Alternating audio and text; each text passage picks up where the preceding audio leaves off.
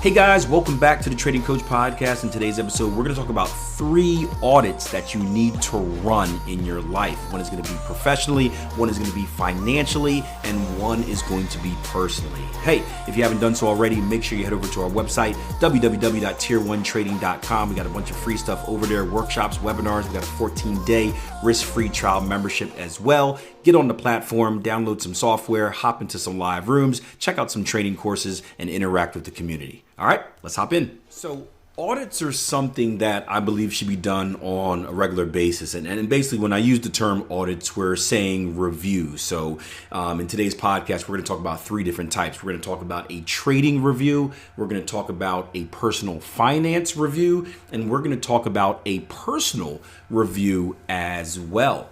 And the topic really stems from a question I got the other day. And I know you guys aren't hearing this till probably somewhere in January, but I'm recording this mid-December. My trading year has just finished, and we're at that time of the year where a lot of our traders are talking about, hey, how do we go about reviewing the year? How do we go about running an audit on our performance so that we can find any missing gaps or holes and make any improvements that need to be made for the year to come, 2022.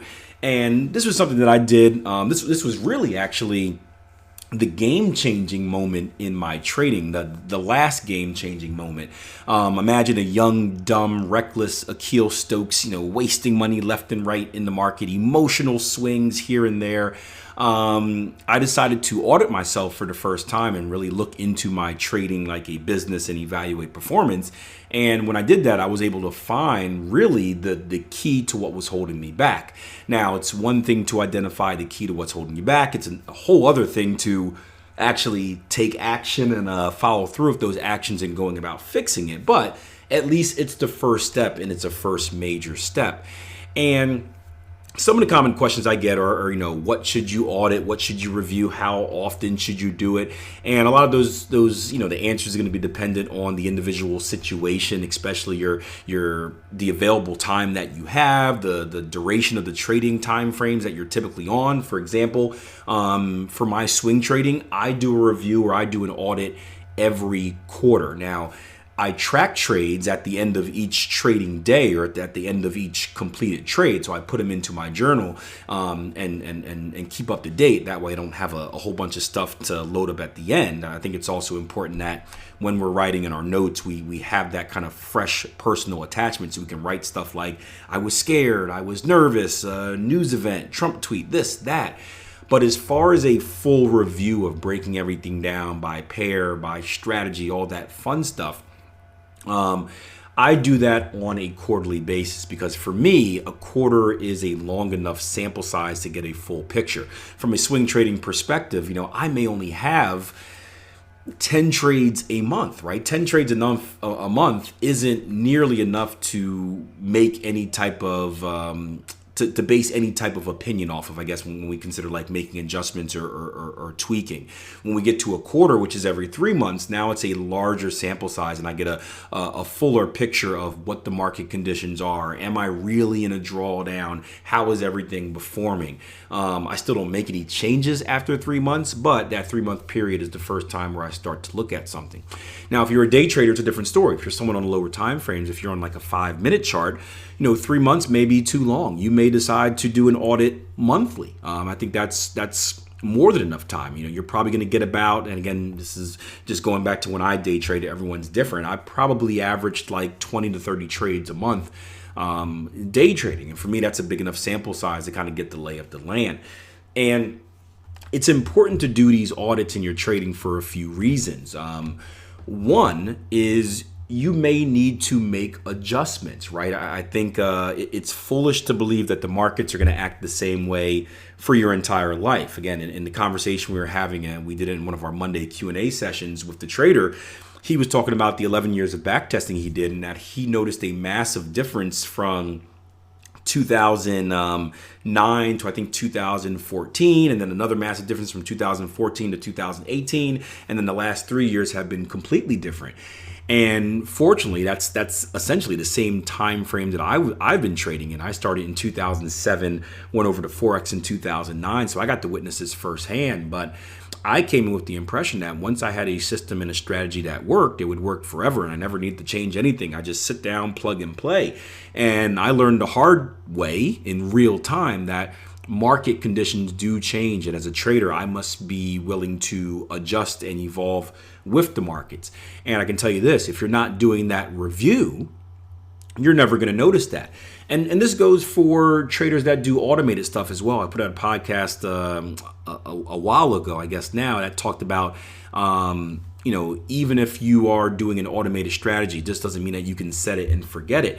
And I remember sharing a story from a trader I've worked with from a long time who had an automated system, and he noticed that there was a little bug. It was something was missing by like a pip or two, but that little bit of misfiring changed his whole system. It might have even been the time or something like that. Something really, really small, but he noticed it was having a massive impact on his trading. And he reviews it monthly, and he was able to catch it and fix it, and boom, go on to trading glory or continue trading glory. But imagine if he never checked on it, right? Imagine if he went month after month after month and just kept losing and losing, and then like, why? What's happening here? He never would have caught it. So even if you're doing a system trade, or if you're going to be a system trader, you need to review it. It's no different than if you literally build a robot in a factory to do stuff for you, right? There are maintenance crews that come in and make sure that robot is running correctly, make sure it's updated, make sure it's greased up, whatever else happens to that robot. Don't get me start on robots and robot apocalypses, but you still have to have that element of review, and that's very important in your trading. So that's one type of audit you guys should be doing on a regular basis, just to see where you're at.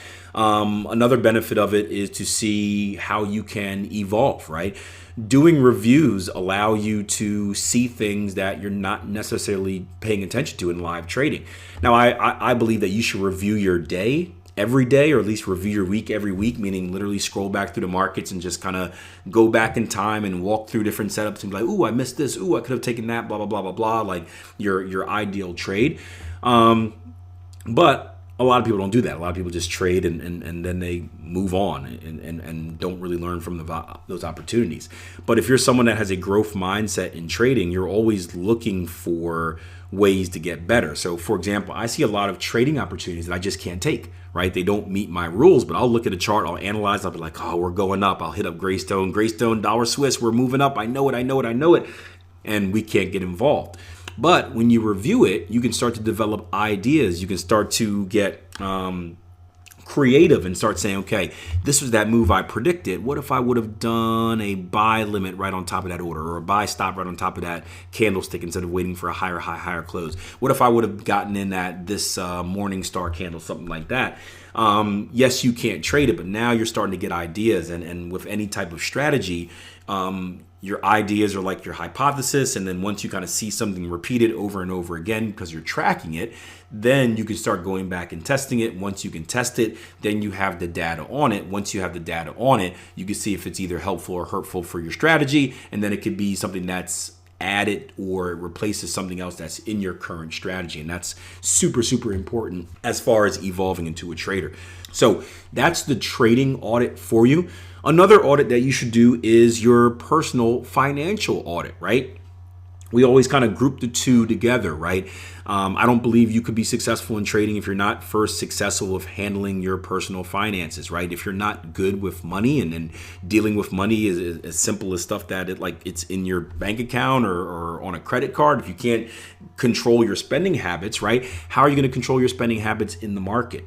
So I talk about something called the latte factor all the time. It was a great book called The Automatic Millionaire. I forgot David Blatt, I think the author is. I loaned it to my best friend and he never got it back. That's why I don't loan books out anymore. But anyway, I believe it was the latte factor, and basically that works as a self-audit. But I believe that you should be, if you're not tracking it on a regular basis, you should be tracking your finances, not a regular basis, like a daily basis. You should be tracking your finances on a weekly, a monthly, a quarterly basis, right? Because just like your business, just like your trading, you want to become as efficient as possible. So I personally like to know where every single penny of my money is going. What's going to credit card interest, what's going towards this subscription, how much is going towards a trading platform, how much is going towards this, that stuff for the kids, right?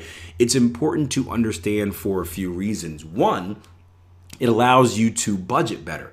If you have an idea on how much on average you're spending, right, it allows you to now have a much better idea of how you're going to budget your money. Meaning when those paycheck comes in, the paycheck shouldn't just go all into the same place. It should be broken up into different categories, right? Some should go in your emergency fund, right? Some should, hopefully, if you have extra, should be going into a fund for future investments. Some should be going towards debt reduction.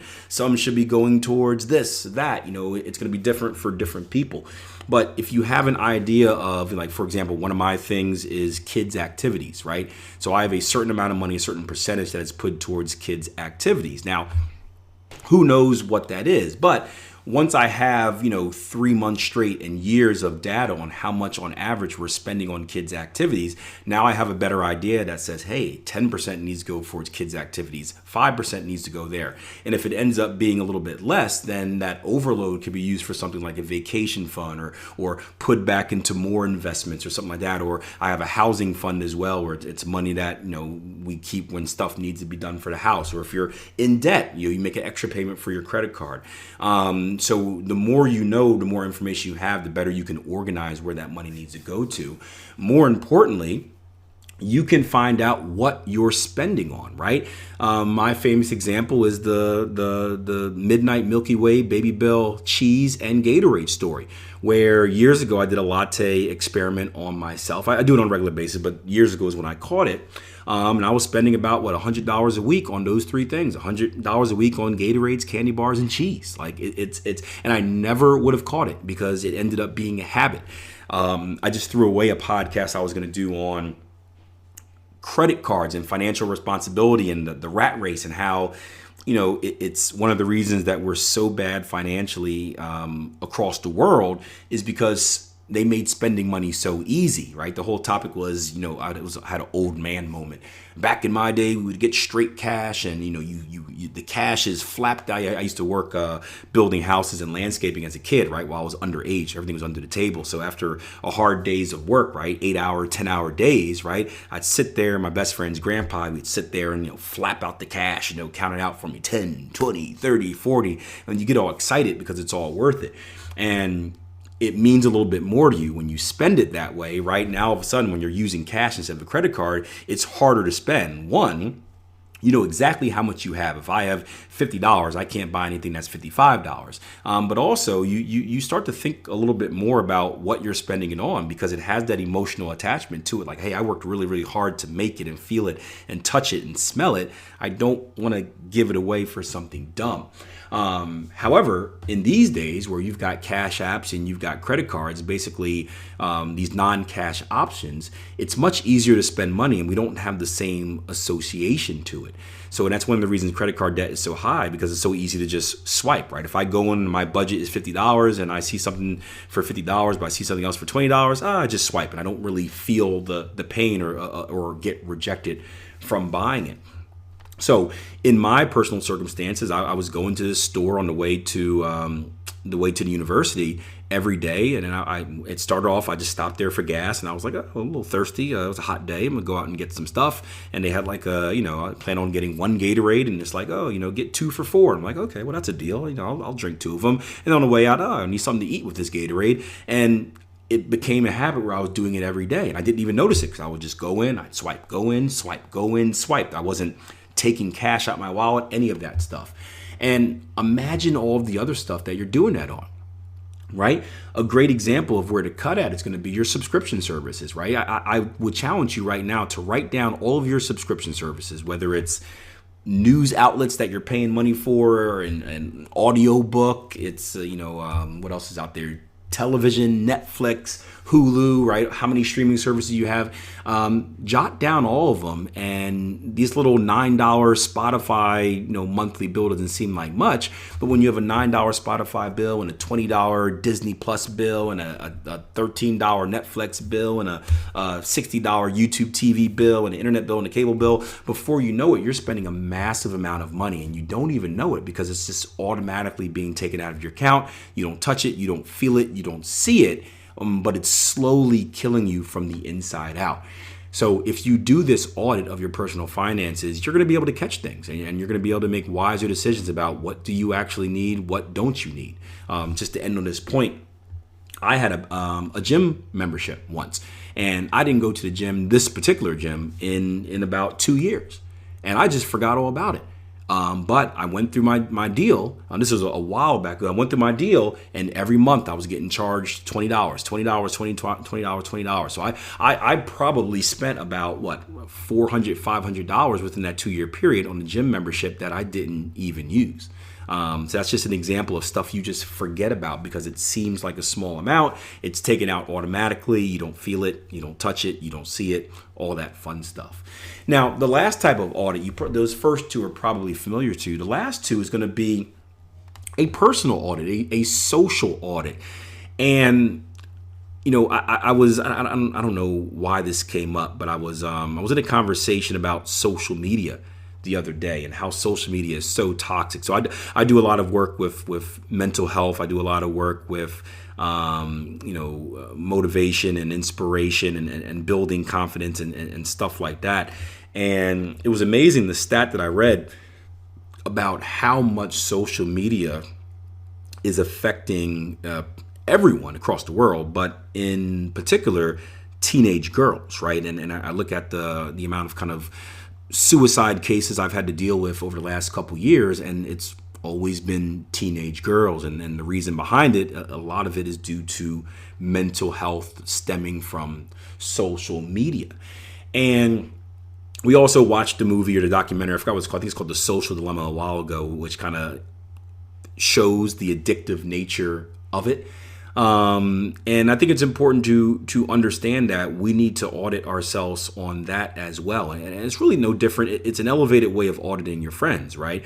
So I was always taught that you should have a handful of friends. We know the whole thing is what you are the sum of the 5 people that you hang around.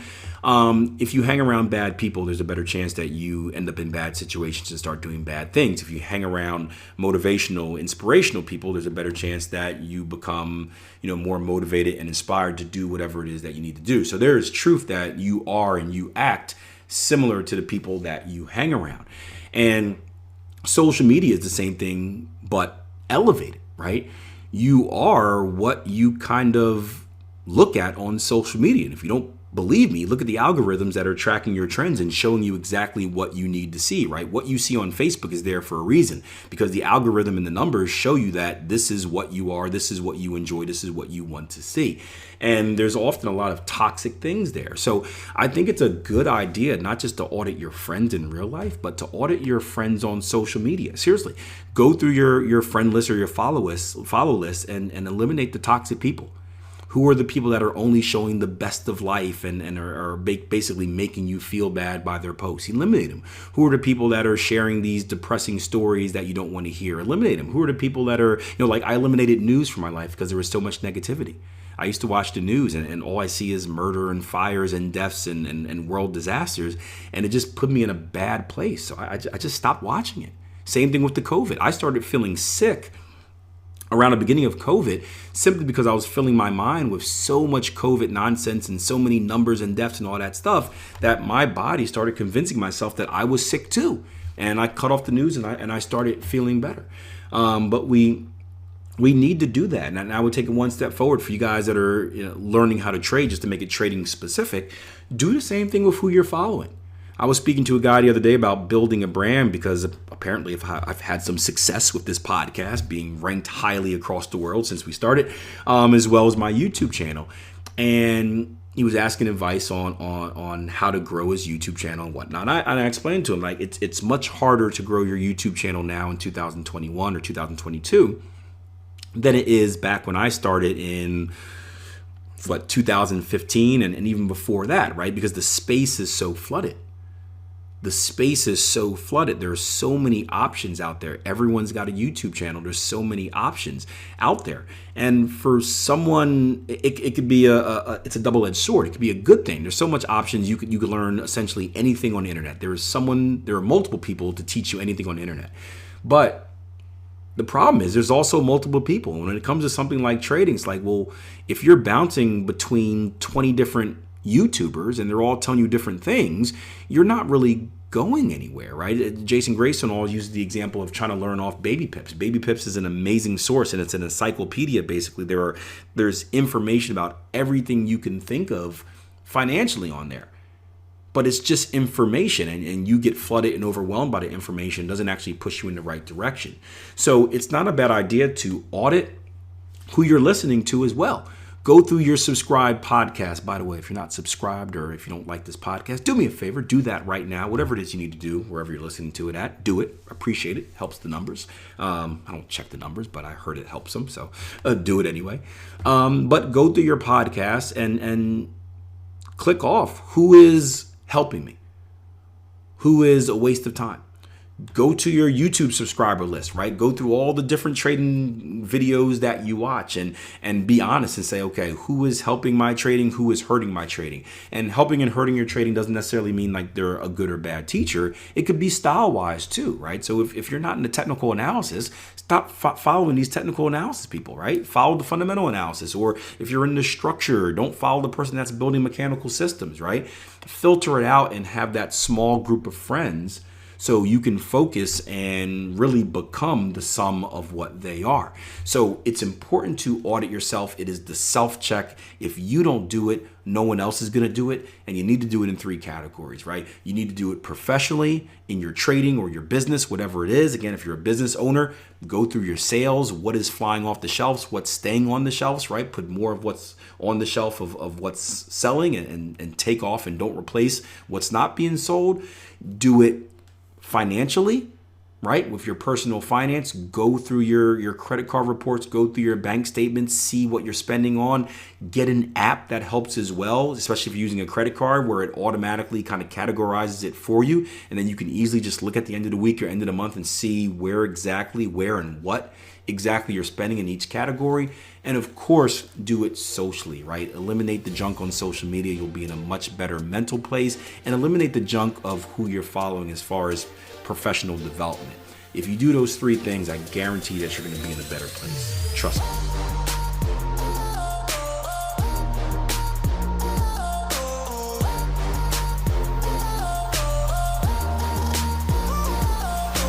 Hope you enjoyed. As always, check out our website, www.tier1trading.com. All types of free stuff over there. We got workshops, we got webinars. We also have a 14-day risk-free trial membership where you can download some software, hop in some live rooms, take some courses, and of course, interact with the greatest community of traders out there. How is it the greatest community of traders out there? Well, Forbes magazine said so I take their word on it. All right, www.tier1trading.com. See you there.